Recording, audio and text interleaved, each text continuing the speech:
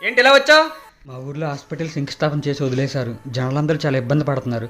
Bus కూడా లేదు, రోడ్లేం బాగాలేవు. ఇవన్నీ నాకెందుకు చెప్తున్నావు?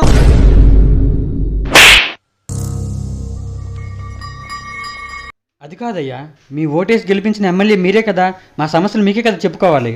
అందుకే కదా తమ్ముడు ఓటుకి 1000 రూపాయలు ఇచ్చాను, సరిపోయింది కదా.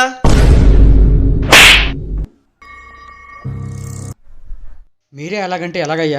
దయచేసి మీరే ఏదైనా. అవన్నీ కాదు, పోయినసారి 1000 రూపాయలు ఇచ్చాను, ఈసారి 1000 కలిపి 2000 ఇస్తాను. అయినా ఓటుకు బాగా డబ్బులు తీసుకుంటారు కదా, ఈ సమస్యలను నాకెందుకు చెప్తావు?